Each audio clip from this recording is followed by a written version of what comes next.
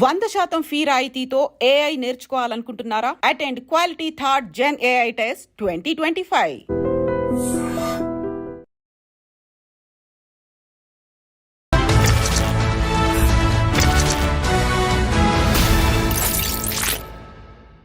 అందరికీ నమస్కారం. నేను Swaroopa Potlapalli. Welcome to I dream. అగ్రరాజ్యం అమెరికా 47వ అధ్యక్షుడిగా బాధ్యతలు స్వీకరించిన తర్వాత డొనాల్డ్ ట్రంప్ దూకుడుగా వ్యవహరిస్తున్నారు. ముఖ్యంగా అమెరికాలో ఉండి పార్ట్ టైం జాబ్స్ చేసుకుంటున్న విదేశీయుల వీసాలను రద్దు చేస్తామని ఆయన ప్రకటించారు. ఇంకొక వైపు ఫారినర్స్ కి జన్మతహా వచ్చే పౌరసత్వాన్ని కూడా ఫిబ్రవరి 20 తర్వాత రద్దు చేస్తామని ఆయన ఎగ్జిక్యూటివ్ ఆర్డర్ మీద సైన్ కూడా చేశారు. కాకపోతే అక్కడి న్యాయస్థానాలే ఆయన్ని తప్పుపట్టాయి. అలాగే ఆ ఆర్డర్ని తాత్కాలికంగా నిలిపివేస్తూ నిర్ణయం కూడా తీసుకోవడం జరిగింది. అలాగే విదేశాల నుంచి వచ్చే వస్తువుల మీద కూడా అధిక పన్ను విధించడం, ఇలా రకరకాలుగా ట్రంప్ తీసుకుంటున్న నిర్ణయాలు చర్చనీయాంశంగా మారాయి. ఇప్పుడు భారత్ కూడా ట్రంప్ నిర్ణయాల మీద ఆచితూచి వ్యవహరిస్తోంది. అయితే ఇవన్నీ కూడా ఈ రెండు దేశాల సంబంధాల మీద ఎలాంటి ప్రభావం చూపించబోతున్నాయి? ప్రస్తుతం నాతో పాటు అమెరికాలో 30 ఏళ్లుగా ఉంటున్న ఎన్ఆర్ఐ అలాగే జీటీఏ ఫౌండర్ విశ్వేశ్వర్ రెడ్డి గారు ఉన్నారు. ఆయనతో మాట్లాడి వీటన్నిటి మీద ఒక మంచి అనాలిసిస్ తీసుకుందాం. సార్ నమస్తే. నమస్కారం. ముఖ్యంగా ఈ పార్ట్ టైం జాబ్స్ చేస్తున్న వాళ్ళ వీసా రద్దు గురించి మాట్లాడుకుందాం సార్. ఎందుకంటే మన భారతీయులు 3 లక్షల మంది విద్యార్థులు అక్కడ ఉన్నారు. ఎప్పుడైతే ట్రంప్ ఈ నిర్ణయం తీసుకున్నారో ఆ తర్వాత జరిగిన చెకింగ్స్లో 18,000 మంది మన భారతీయులు పట్టుబడ్డారు. దీంతో అసలు ఇక్కడ ఉంటున్న తల్లిదండ్రులు, అక్కడ ఉంటున్న పిల్లల్లో చాలా టెన్షన్ మొదలైంది. ఎందుకంటే అమెరికాలో చదువుకోవడం అంటే చిన్న విషయం కాదు. లక్షల రూపాయలు కావాలి, కనీసం 50 లక్షలు కావాలి 2 ఏళ్ళు అయితే చదువుకోవాలంటే. అలాంటప్పుడు జాబ్స్ చేయక తప్పని పరిస్థితి. దీని మీద రకరకాల అపోహలు అయితే ఉన్నాయి. మీలాంటి సీనియర్ ఎన్ఆర్ఐస్ దీని మీద ఒక క్లారిటీ ఇస్తే అందరికి కూడా టెన్షన్ తీరిపోతుంది. తప్పకుండా. టిపికల్గా ఏంటంటే ఈ వీసా సిస్టంలో మన వాళ్ళు స్టూడెంట్ రూపకంగా అక్కడికి వస్తారు. అంటే మేజర్గా వచ్చే దానిలో F1 వీసా అని అంటారు. తర్వాత H1B వీసా ఒకటి ఉంటుంది స్కిల్డ్ లేబర్లో. తర్వాత మన పేరెంట్స్ కానీ ఇన్లాస్ కానీ వచ్చేది విజిటర్ వీసా మీద వస్తుంటారు. అంటే ఇప్పుడు ఎకో సిస్టంలో ఈ 3 అయితే ఇంటిగ్రేట్ అయి ఉంటాయి. ఇంకా there are number of visa types ఉన్నాయి. ఆల్ఫాబెటికల్ లెటర్లో A to Z మధ్యలో ప్రతి లెటర్కి ఏదో ఒక వీసా టైపు అమెరికా వెల్కమ్ చెప్తుంటుంది. అంటే కంట్రీ లోపలికి రావడానికి, because as this is an immigrant country they welcome everyone. So ఇక్కడ ఉన్న సిచ్యువేషన్ అంటే మేజర్గా మనకి ఇంపాక్ట్ ఏంటంటే F1 వీసాలో వీసాకి వెళ్ళే ముందు మనం ఏం చెప్తామంటే అక్కడ I-20 అని ఒకటి ఫామ్ ఉంటుంది. అందులో ఏం రాస్తారు, కాలేజ్ ఫీజు ఉంటుంది, కాలేజీలో బోర్డింగ్ అండ్ లాడ్జింగ్ ఫీజు ఉంటుంది. టిపికల్గా ఆ డబ్బుకు మన దగ్గర ఉన్నాయి, అయితే మన డబ్బు ఉంది, లేదంటే మన బ్యాంకు లోన్ రూపకంగా మేము కడతామని చెప్పేసి ఒక డ్రాఫ్ట్ లెటర్ తీసుకెళ్ళి వీసా ఆఫీసర్కి మనం ఇక్కడ ఏదైతే కాన్సులేట్లో వీసా ఇంటర్వ్యూకి వెళ్తాం చూడండి, అప్పుడు మనం చూపిస్తాం. అంటే మా దగ్గర డబ్బు ఉంది, అయితే మన సొంత డబ్బు లేదంటే లోన్ డబ్బు బ్యాంక్ ద్వారా తీసుకుంది. నేను అక్కడ ఉండే ఆ 2 సంవత్సరాలు 3 సంవత్సరాలు చదువుకునే క్రమంలో అక్కడ అయ్యే ప్రతి ఖర్చును కూడా నేను ఇక్కడి నుంచే తీసుకెళ్తానని మనం ప్రామిస్ చేస్తాం. ఇక్కడ ఆ ప్రామిస్ బేస్డ్ మీదనే మనకు వీసా ఇస్తారు. నేను అక్కడ వెళ్ళి ఫస్ట్ సెమిస్టర్ 2 సెమిస్టర్ నేను డబ్బు తీసుకెళ్తాను, తర్వాత 3rd 4th సెమిస్టర్కి నేను అక్కడ పని చేసుకొని నేను చేస్తానంటే అక్కడ వీసా ఇవ్వరు. సో ఈ టిపికల్ ప్రాసెస్ అనేది స్టాండర్డ్ ప్రాసెస్. అంటే ఇది ఒక 2 years 3 years కింద పెట్టింది కాదు, చాలా ఏళ్ళ నుంచి కూడా మన ఇక్కడ నుంచి వెళ్తున్న చాలామంది స్టూడెంట్స్ ఇది ఫాలో అవుతున్న సిస్టమ్. సో ఇప్పుడు ఏమవుతుందంటే new digital age, so tracking ఇది ఈజీ అయిపోయింది. ఇప్పుడు మన స్టూడెంట్స్ వచ్చి ఏం పని చేస్తారు, ఒకప్పుడు అంత ట్రాకబిలిటీ లేకుండేది. ఇవాళ ఏమవుతుందంటే ఎవ్రీథింగ్ ఇస్ ట్రాకబిలిటీ. ఇది యూజువల్గా మన వాళ్ళు అక్కడికి వెళ్ళి F1 వీసాలో చేసే జాబ్స్ ఉంటుంది చూడండి, అది గ్యాస్ స్టేషన్ కానీ, గ్రాసరీ స్టోర్ కానీ, లిక్కర్ స్టోర్ కానీ, వాట్ ఎవర్ ఇది హార్డ్ జాబ్స్ అంటారు మనం అక్కడ. ఈ హార్డ్ జాబ్స్ ఎంత ఉంటే $10 నుంచి $12-13 మధ్యన క్యాష్ జాబ్స్ అన్నట్టు. ఈ క్యాష్ జాబ్స్ ఏంటంటే మనం పే చేయం, ట్యాక్స్ పే చేయం ఇంకా. సో అక్కడ బిగ్ కన్సర్న్ వచ్చి పెట్టింది అన్నట్టు. అక్కడ USCIS United states citizenship and immigration services ద్వారా ఏ రూపకంగా ఉంటుందంటే అక్కడికి వచ్చే వాళ్ళు ఒక డిపార్ట్మెంట్ ఆఫ్ లేబర్ రూల్స్కి బైండ్ అయి ఉండడం, USCIS నామ్స్కి ఆ రెగ్యులేషన్స్కి బైండ్ అయి ఉండడం వల్లనే అక్కడికి రాణిస్తారు. అట్లనే F1 వీసా ప్రోగ్రామ్ ఎలా ఉందో H1B ప్రోగ్రామ్ కూడా అలా ఉంటుంది. H1 కూడా వర్క్ పర్మిట్ ఇస్తారు. మనం అక్కడ H1 3 years ఎక్స్టెన్షన్ ద్వారా మళ్ళీ ఇస్తుంటారు. సో ఈ రెండిట్లలో కూడా ఇప్పుడు ఇమీడియట్ ఇంపాక్ట్ ఎవరు ఆలోచిస్తున్నారంటే మన స్టూడెంట్స్. సో స్టూడెంట్స్ నేను మధ్యలో ఈ ఇంటర్వ్యూ ప్రాసెస్ కూడా చాలామంది మీట్ అయినప్పుడు చెప్పిందంటే మా అబ్బాయికి మేము ఫస్ట్ సెమిస్టర్ కట్టాము, మిగతా సెమిస్టర్ డబ్బును అక్కడే హార్డ్ ఎర్న్డ్ మనీ తీసుకొని అది మళ్ళీ ఫీజు కడతారు. So which is a violation of regularities. అంటే అక్కడ ఏదైతే నామ్స్ ఇమిగ్రేషన్ నేషనాలిటీ యాక్ట్స్ అని ఉంటాయమ్మా ఇక్కడ ఉన్నట్టే, అని ఇమిగ్రేషన్ నేషనాలిటీ యాక్ట్ ప్రకారమే మనం వీసా ఇస్తారు. అవి వయలేట్ చేస్తే ఏం చేస్తారంటే ఆ నిమిషం మేము పట్టుకోరు. మనం ఎప్పుడైతే మళ్ళీ కంట్రీ బయటికి వెళ్ళి లోపలికి వస్తామో అప్పుడు పోర్ట్ ఆఫ్ ఎంట్రీలో పట్టుకునేవాళ్ళు. అంటే సెకండరీ ఇన్స్పెక్షన్లో పక్కకు తీసుకెళ్ళి అక్కడ ఇంటర్వ్యూ క్వశ్చన్స్ అడిగేసి అక్కడ దానిలో వయలేట్ చేస్తే డిపోర్ట్ చేస్తారు. అది ఒక ప్రాసెస్. ఇప్పుడు ఏంటి, ఈ ట్రంప్ అడ్మినిస్ట్రేషన్ వచ్చాక 2.0లో ఇప్పుడు ఐస్ అంటుంది, ఇమిగ్రేషన్ కస్టమ్స్ ఎన్ఫోర్స్మెంట్. సో ఈ ఐస్ ఏదైతే డిపార్ట్మెంట్ ఉంటుందో ఈ ఐస్లో ఉన్న ఆఫీసర్స్ ఏం చేస్తారంటే దే సైట్ ఆడిట్స్కి వెళ్తారు.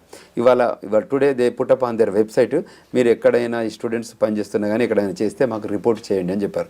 అమెరికాలో లాలో ఏముంటుందంటే you see something you say something అని అంటుంటారు. ఆ నామ్స్లోనే పనిచేస్తుంటారు. ఇప్పుడు ఆ కంట్రీ చాలా immigrant welcoming country, because the country itself is immigrant country. కాబట్టి హిస్టారికల్గా 400 ఏళ్ల నుంచి కూడా చాలామంది అక్కడికి మైగ్రేట్ అవుతున్నారు. ఎస్పెషల్లీ గత 40-50 సంవత్సరాల నుంచి ఇండియన్స్ ఎక్కువ వెళ్తున్నారు. సో ఈ గత 20 సంవత్సరాల నుంచి తెలుగు వాళ్ళు ఎక్కువ వెళ్తున్నారు. అంటే ఇండియన్స్లో గుజరాతీ వాళ్ళు కానీ పంజాబీ వాళ్ళని వెళ్ళేవారు. ఈ తెలుగు ప్రపంచం 20 ఏళ్ళ నుంచి బాగా జరుగుతుంది. ఎస్పెషల్లీ ఆ Y2K ఉండే చూడండి, అప్పటి నుంచి ఎక్కువ రావడానికి ఆస్కారం ఉంది. అప్పుడు కొన్ని వీసాలు కూడా పెంచి ఉండేవాళ్ళు. సో ఈ F1లో ఉన్నప్పుడు పేరెంట్స్ ఎక్కువ ఫీల్ అవుతున్నది ఏంటంటే మనం అది అక్కడ వెళ్ళి మా పిల్లలు పని చేస్తారు, ఇప్పుడు మా పిల్లలు పని తీసేస్తున్నారని. ఇది చేయడము తీయడం అనేది అందులో నామ్స్లో లేదు.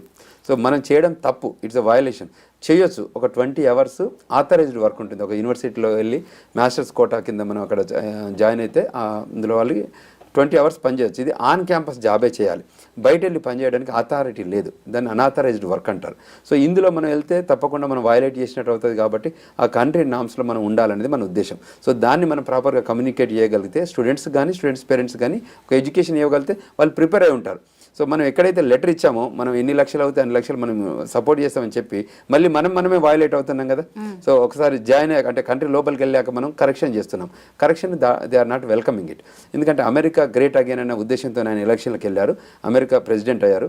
Electoral vote, popular vote, senate, house of represent అన్నిట్లలో కూడా మెజారిటీ వాళ్ళకి వచ్చాయి. సో ఇప్పుడు వాళ్ళు ఏం చేస్తున్నారు, correction of the country.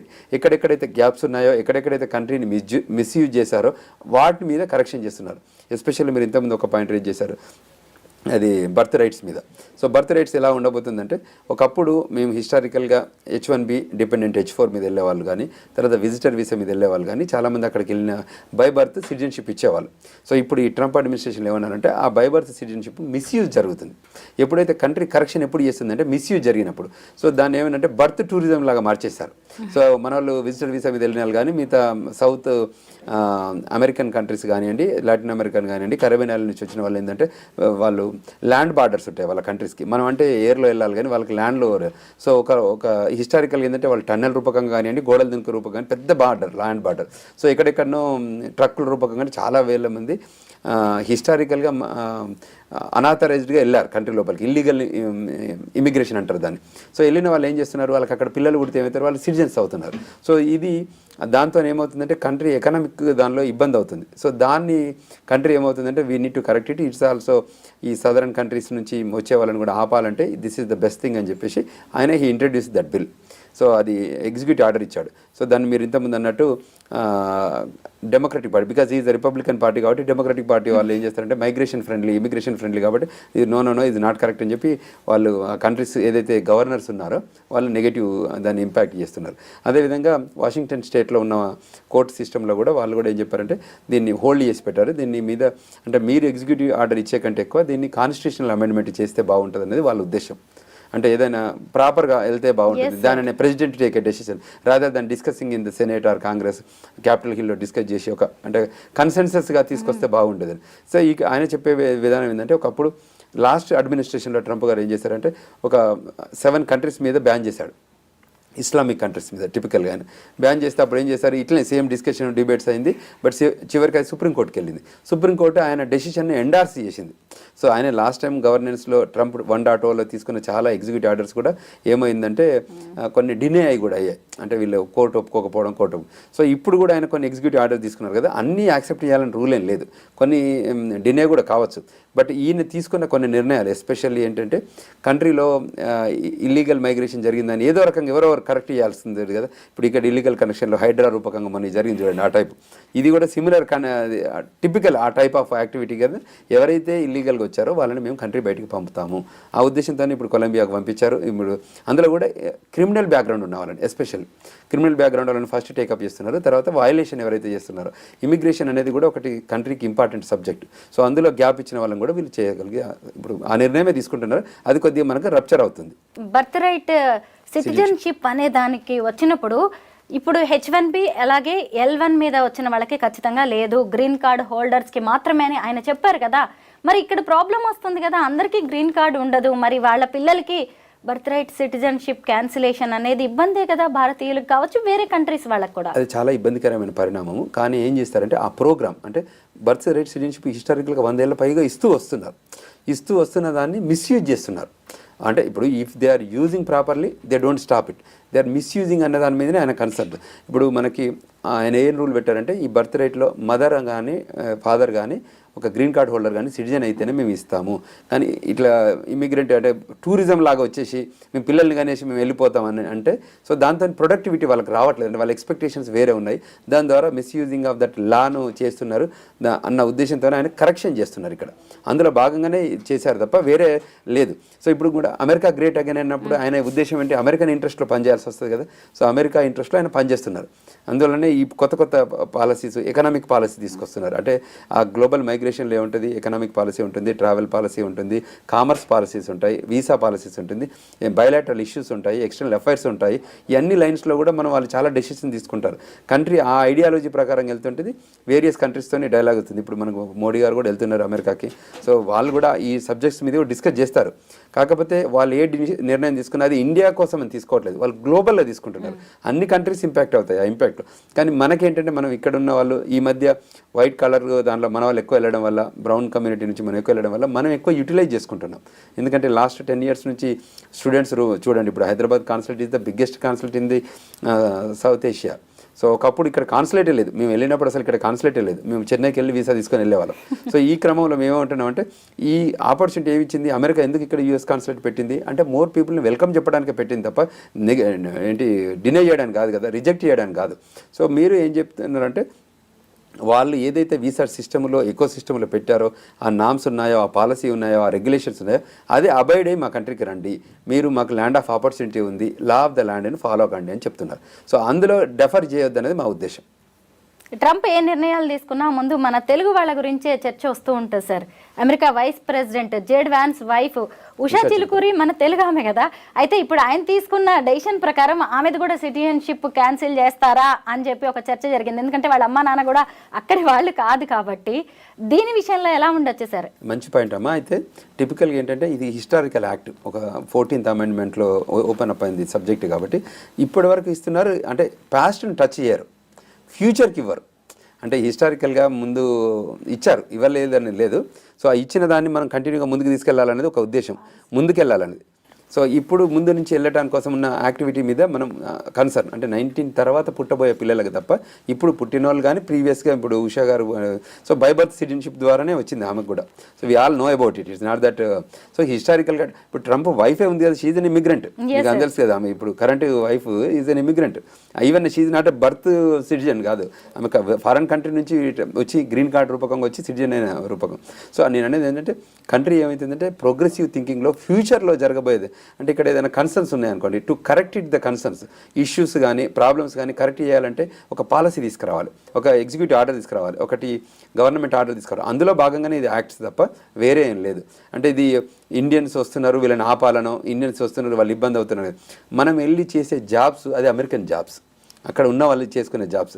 American జాబ్స్ను వదిలి మనం వద్దంటున్నాం కాబట్టి ఆ లైన్లో వెళ్తున్నాం. మనం ఆ జాబ్స్ని మనం తీసుకోవద్దు. మనం తీసుకునే జాబ్స్ H1 మీద వెళ్ళే జాబులు $100,000 ఉంటాయి, $60,000 ఉంటాయి. ఆ జాబుల కోసం పరిచయాలు ప్రాపర్ ఎడ్యుకేషన్ చేసుకున్నాం అనుకోండి, మంచి జాబ్స్ వస్తాయి. మనం ఎడ్యుకేషన్ పక్కకు పెట్టి ఈ హార్డ్ జాబ్స్ ఎందుకు చేయడం, మనం చేయొద్దు. ఇవి అవి మేము urging to all the students కానీ పేరెంట్స్ కానీ చెప్పేది ఏంటంటే మీ పిల్లలకి చదువుకోవడానికి మీరు ఏదైతే ప్రామిస్ చేసి లెటర్ ఇచ్చారో, మా దగ్గర డబ్బు ఉందని కానీ లేకపోతే బ్యాంక్ లోన్ ద్వారా చదివిస్తామన్నారో, కోర్స్ కంప్లీట్ అయ్యే దాకా మీరు సపోర్ట్ చేయండి, పిల్లల్ని ఎడ్యుకేట్ చేయమండి, మంచి స్కిల్ తీసుకోమండి, మంచి జాబ్ H1లో మంచి $100,000 తీసుకోండి.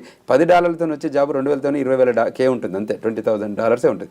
Why you need to do this $20,000 job, you need to do $100,000 which is the skilled labour job. హిస్టారికల్గా మేమన్నీ ఆ లైన్లోనే చేసుకుంటూ వచ్చాం. ఇప్పుడు ఇట్లా షార్ట్కట్లో వెళ్ళలేదు. షార్ట్కట్లో వెళ్ళే వాళ్ళకి కరెక్షన్ ఉంటుంది. ఎస్పెషల్లీ ఇప్పుడు ఏంటంటే డిజిటల్ ఏజ్ అండి, ట్రాకింగ్ ఈజ్ ఈజీ. సో ఈ ఈజీ టైంలో మనం తప్పించుకోవడానికి ఛాన్సే లేదు. ఇప్పుడు నిన్న కూడా మాకు 2-3 కేసులు వచ్చాయి, 2-3 కూడా డిపోర్టేషన్ కేసెస్. సో వెనకకు వచ్చారు వాళ్ళందరూ. పోర్ట్ ఆఫ్ ఎంట్రీలో CBP ఆఫీసర్ ఇంటర్వ్యూ చేస్తారు. ఆ ఇంటర్వ్యూలో ఫెయిల్ అయితే వాళ్ళందరికీ ఈ ఇమిగ్రేషన్ నేషనల్ యాక్ట్ ప్రకారం రూల్స్ వయలేట్ చేశారు కాబట్టి మిమ్మల్ని అడ్మిషన్ ఇన్అడ్మిసిబుల్గా చేస్తున్నాము, మీరు విత్డ్రా చేసుకోమని చెప్పేసి కంట్రీకి పంపిస్తున్నారు. అట్లా ఇప్పుడు మీరు కొలంబియా కూడా చూశారు కదా, క్రిమినల్ బ్యాక్గ్రౌండ్ ఉన్న వాళ్ళని కూడా పంపించారు. సో ఇప్పుడు ఇంకా ఫ్యూచర్లో కూడా there is more audits. More site audits, more ICE వాళ్ళు వెళ్ళి ఈ డిఫరెంట్ లొకేషన్స్కి వెళ్ళి వాళ్ళని పంపించేస్తుంటారు. ఇది కంటిన్యూస్ ప్రాసెస్. ట్రంప్ అడ్మినిస్ట్రేషన్ ఉన్న నెక్స్ట్ 4 years కూడా ఆయన డైనమిక్గా చేంజెస్ చేస్తారు. ఆయన కొత్త విషయం ఏంటంటే మీకు తెలుసు, ఆయన అమెరికన్ సిటిజన్స్కి ట్యాక్స్ తీద్దామని కూడా ఆలోచనలో ఉన్నారు. అది చాలా బిగ్ అసెట్ ఫర్ ఇది. దాని తర్వాత ఎన్ని రిపర్కేషన్స్ వస్తాయి, ఎకనామిక్ పాలసీ ఎలా ఉండబోతుంది, ఇవన్నీ కూడా డిస్కషన్ పాయింట్స్. అక్కడ సిటిజన్స్ కేమో ట్యాక్స్ తీసేద్దాం అనుకుంటున్నారు, మరి వేరే దేశాల నుంచి వచ్చే ఇంపోర్ట్స్ మీద అధిక పన్నులు వేస్తున్నారు సార్. అది వాళ్ళు ఏమంటారు, ఈ పాలసీ తీసి దాని మీద పన్ను వేసి, ఎందుకంటే మా కంట్రీకి వచ్చే దిగుమతులు కానీ ఎగుమతులు దానిలో కూడా తీసుకోవడం వల్ల బెనిఫిట్. ఇప్పుడు ఎకనామిక్ పాలసీ కూడా ఒక 100 ఏళ్ల కింద ఉన్న ఎకనామిక్ పాలసీ ఇప్పుడు ఉండదు, ఫ్యూచర్లో కూడా మళ్ళీ మారుతుంది, మళ్ళీ 100 yearsలో మళ్ళీ సో ఈయన మాత్రం చాలా డైనమిక్గా. మీకు తెలుసు, Donald Trump is not a politician, is a business man, is a shrewd business man. ఏమంటుంటా, టిపికల్గా shrewd business man, crooked politicians అంటాం. ఆ లైన్లో ఆయన థింక్ చేస్తుంటాడు తప్ప ఆయనకి ఏంటంటే what is the best interest. America is always there is no free lunch in America అంటుంటాం. టిపికల్గా ప్రతిదీ బిజినెస్ బిజినెస్ బిజినెస్. అక్కడికి వచ్చే వాళ్ళు తప్పకుండా 40 hours పని చేస్తేనే అక్కడ లివ్ చేయగలుగుతాం. మేము చారిటీకో రిలాక్స్గా వెళ్తామంటే అది వెల్కమింగ్ ఉండదు. సో అంచేత ఆ లైన్లోనే ఆయన థింక్ చేస్తారు. ఆయన ఎంబడి ఇంకో 3 ఆడారు ఇప్పుడు, అంటే ఇంకో 2 ఎవరు, ఎలాన్ మస్క్ ఆడారు, వివేక్ రామస్వామి, వాళ్ళు కూడా they are shrewd business mans. So అంచేత ఆ లైన్లోనే మనం బాగా ప్లాన్ చేసుకొని వెళ్ళగలిగితే we can achieve more things అనేది ఒక ఐడియాలజీ. సరే, అమెరికా ఎన్నికలని దేశ విదేశాలు కూడా చాలా ఆసక్తిగా గమనించాయి. ముఖ్యంగా మన భారతీయుల్లో అయితే పెద్ద డిస్కషన్ జరిగింది. ఎందుకంటే అసలు ఈ డొనాల్డ్ ట్రంప్ వాళ్ళ దేశం వాళ్ళ విషయంలో చాలా పక్షపాతంగా ఉంటాడు, విదేశీయులు అందరూ వచ్చి ఇక్కడ వాళ్ళ అవకాశాలు కొట్టేస్తున్నారనే ఫీలింగ్లో ఆయన ఉంటాడు. ఈసారి ఆయన వచ్చాడంటే ఖచ్చితంగా ఫారినర్స్ విషయంలో చాలా రిస్ట్రిక్షన్స్ పెడతారు అని కూడా డిస్కషన్ జరిగింది. అన్నట్టుగానే చాలా జరుగుతున్నాయి సార్. అవును, కరెక్టే. యాక్చువల్లీ అందులో కూడా మేము చాలామంది సపోర్ట్ కూడా చేస్తాం. అంటే టిపికల్గా 1.0లో కూడా చాలా హెల్ప్ చేస్తారు, అంటే ఇండియన్స్ కూడా హెల్ప్ చేస్తారు. ఆయన పాలసీలో ఏమంటే 2 things అండి. Legal is for legal immigration, is against to the illegal immigration. ఇది 2 points అన్నట్టు. ఇల్లీగల్ ఇమిగ్రేషన్స్తో 11 million ఇల్లీగల్ ఇమిగ్రెంట్స్ ఆ కంట్రీలో ఉన్నారు, వాళ్ళని పంపించాలనేది ఆయన ఐడియాలజీ. సో అది చెప్తున్నారు, ఎందుకంటే అక్కడ ట్యాక్స్ పే చేయట్లేదు వాళ్ళంతా క్యాష్ జాబ్స్ చేస్తున్నారు. ఈ గ్యాస్ స్టేషన్ కానీ, గ్రోసరీ స్టేషన్ కానీ, లిక్కర్ స్టోర్ కానీ అనాథరైజ్డ్ వర్క్ చేస్తున్నారు, వాళ్ళు క్యాష్ తీసుకుంటున్నారు. So which is not welcoming. ఇప్పుడు పెద్ద పెద్ద కంపెనీలో పనిచేసే వాళ్ళకి బాగానే ఉంది. సో ఆయన ఎప్పుడు కూడా అంటే ఓపెన్, హానెస్ట్, బ్లంట్గా కమ్యూనికేట్ చేస్తుంటాడు ఏదైనా చేయరు. Is interest is American interest. Being a president of the country, his interest is Americanized act. So foreign countries నుంచి కూడా వెల్కమ్ చెప్తున్నారు, కానీ లీగలైజ్ ప్రాసెస్ అన్నమాట. రేపు పొద్దున ఇండియన్స్కి మాస్టర్ చేసిన ఎబిలిటీ ఉన్న వాళ్ళకి డైరెక్ట్ గ్రీన్ కార్డ్ కూడా ఇవ్వచ్చు. ఆ లైన్లో కూడా ఉన్నారు, ఆయన పాజిటివ్ ఆ లైన్లో ఉన్నారు. లాస్ట్ టైం కూడా మనకు 2 years 3 years బ్యాక్ ముందు పోస్ట్ పాండమిక్ రిసెషన్ వచ్చిన తర్వాత, ప్రీ పాండమిక్ అప్పుడు కూడా బైడెన్ అడ్మినిస్ట్రేషన్లో కూడా చాలా ఇష్యూస్ వచ్చాయి. వాటిని కూడా అడ్రస్ చేసుకునే క్యాపబిలిటీస్ కూడా మన దగ్గర ఉండేది. సో వీళ్ళు చేయలేకపోయారు, డెమోక్రటిక్ పార్టీ డెలివరబుల్ చేయలేకపోయింది కాబట్టి రిపబ్లికన్ పార్టీ మళ్ళీ వచ్చింది. సో అందులో ట్రంప్ అందరికీ తెలుసు ఆయన ఎటువంటి యాటిట్యూడ్ ఉంటుంది, ఎటువంటి బిహేవియర్ ఉంటుంది. 4 ఏళ్ళు చూసాం కూడా. తర్వాత ఆయన ఓన్ రిపబ్లికన్ పార్టీలో కూడా చాలా మందిని హైర్ చేశాడు, ఫైర్ కూడా చేశాడు. సో ఇన్ దట్ లైన్స్లో ఆ ఆపర్చునిటీస్ కూడా ఉన్నాయన్న ఉద్దేశంతోనే మేము ఇప్పుడు కనెక్ట్ చేస్తున్నాం. సో మేము కూడా ఇక్కడ ఇష్యూస్ ఉన్నాయనుకోండి, మేము కూడా గ్లోబల్లో మైగ్రేషన్ చూస్తుంటాం కాబట్టి ఏం చేస్తుంటామంటే సెనేటర్తో కానీ, కాంగ్రెస్మెన్తో కానీ, వైట్ హౌస్తో కానీ, క్యాపిటల్ హిల్తో కానీ, FBI కానీ, పెంటగాన్తో కానీ we're in line with them.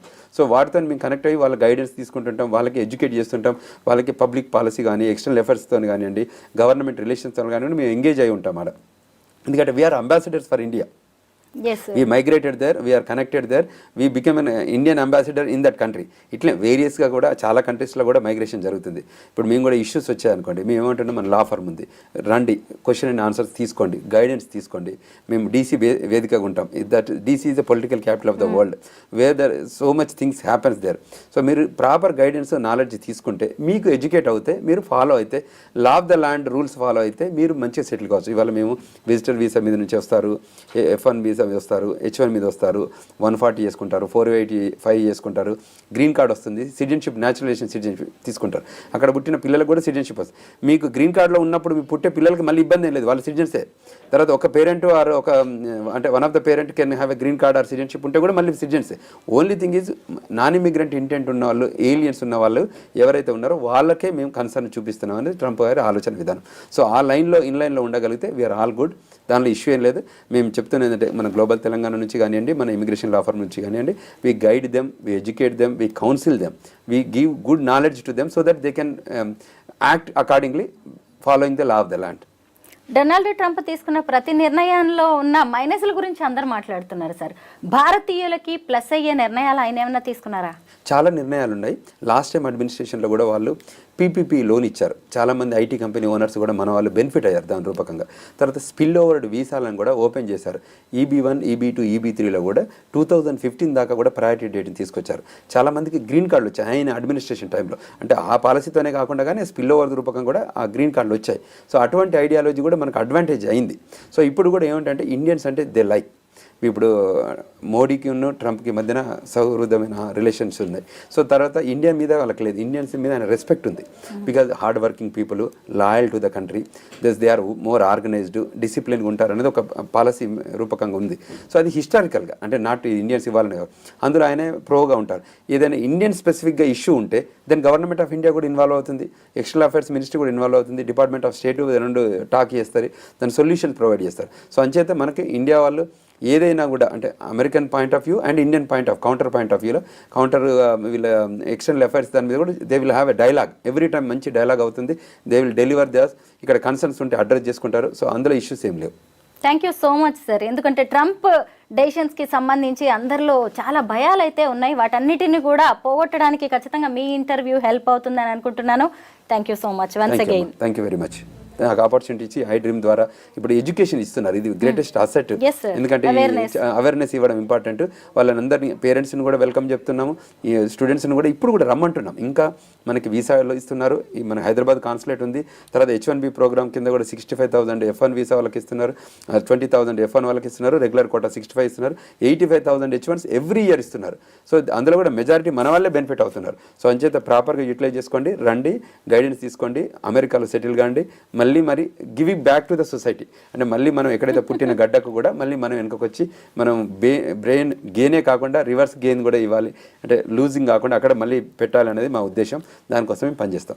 Trump decisions వల్ల ఏదో జరిగిపోతుందని అందరూ భయపడాల్సిన అవసరం ఏం లేదు. చక్కగా రండి, చదువుకోండి, ఉద్యోగాలు చేయండి, అలాగే అక్కడి సొసైటీకి తిరిగి ఇవ్వండి అని విశ్వేశ్వరరెడ్డి సార్ చెప్తున్నారు. అయితే మీరెవరూ భయపడాల్సింది ఏం లేదు. ఎప్పట్లాగే చక్కగా మళ్ళీ భారత్ అలాగే అమెరికా సంబంధాలు ఎప్పట్లాగే నడుస్తాయి. భయపడాల్సిన అవసరం ఏం లేదు. Thank you so much sir. Thank you very much.